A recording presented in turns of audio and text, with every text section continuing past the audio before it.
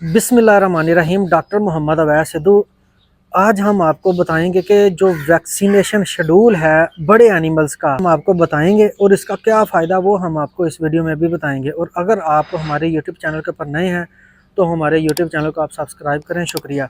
सबसे पहले हम डिस्कस करते हैं कि जो वैक्सीनेशन है वो क्यों ज़रूरी है। वैक्सीनेशन इसलिए ज़रूरी है कि कोई भी मुहलक बीमारी आती है या वबा की सूरत में आती है तो उस बीमारी को आने से पहले हमने उसका मुकम्मल बंदोबस्त कर लेना, उसकी इम्यूनिटी बन जाती है और वो जो बीमारी होती है वो एनिमल को नहीं लगती। और जो हम ट्रीटमेंट करवाते हैं एनिमल्स का वो भी हमारी मेडिसिन की कास्ट भी बच जाती है और एनिमल जो एक्सपायर होते हैं तो वो भी बच जाते हैं। वो एक जो फार्मर है छोटा जिसके पास थोड़े एनिमल हैं वो भी उसको लगा सकता है। और हम आपको एक जनरल जो वैक्सीनेशन शेड्यूल है फार्म का वो भी हम आपको इस वीडियो में बताएंगे। और सबसे पहले तो हम ये डिस्कस करते हैं कि जो मुंह खुर की बीमारी होती है बीमारी है उसकी जो वैक्सीनेशन है वो हम साल में 2 दफ़ा करते हैं और कोशिश करें ऑयल बेस करें, वो 6 माह निकाल जाती है। क्योंकि साल में अगर हम 2 दफ़ा करेंगे ऑयल बेस को, सपोज़ वो हमने जनवरी फरवरी में कर दी तो जनवरी फरवरी के बाद हमने फिर सितंबर के मंथ के इर्द गिर्द हमने दोबारा उसको रिपीट करना है। 6 माह बाद हमने उसको रिपीट करना। इन मंथ में FMD की जो वैक्सीन होती है, जो गल घोटू की HS की वैक्सीन होती है वो हमने लगानी है मई जून के मंथ में, ताकि आगे फिर बारिशों का सीज़न आ जाता है, स्ट्रेस आ जाती है, उसमें फिर गल घोटू के जो केसेस हैं वो ज़्यादा आते हैं। तो उसके आने से पहले हमने फिर मई जून के मंथ में हमने हर सूरत वैक्सीन उसको लगा देनी है HS की, वो भी ऑयल बेस होती है।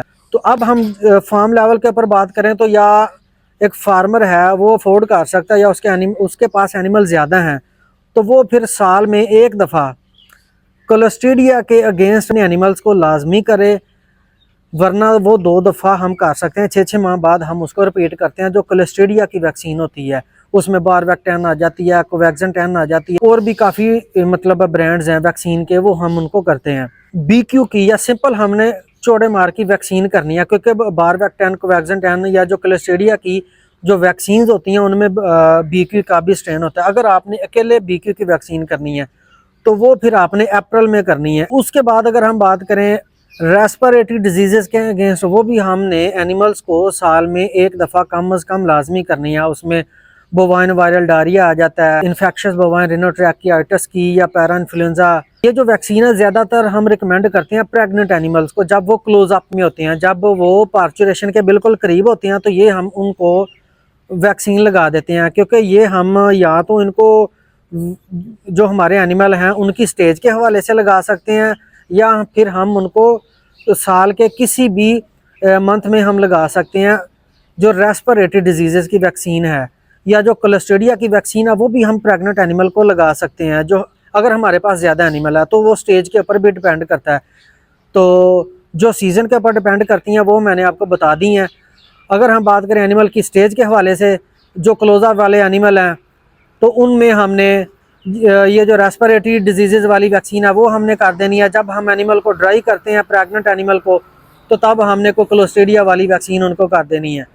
ठीक हो गया। उसके बाद जो प्रेग्नेंट एनिमल हैं उनमें हमने जब उनको ड्राई करें तो फिर हम उनको एक रोटा और कोरोना की जो वैक्सीन होती है, साथ इकोलाई का भी स्ट्रेन होता है बछड़ों के लिए, जो छोटे बच्चे होते हैं पैदा, उनमें डायरिया के मसले आते हैं तो उनमें काफ़ी अमवात हो जाती हैं। तो उसके अगेंस्ट फिर हम काव्स की इम्यूनिटी के लिए उसकी डैम को, उसकी जो माँ होती है, जब हम उसको ड्राई करते हैं तो फिर हम उसको रोटा कोरोना वाली वैक्सीन भी लगाते हैं।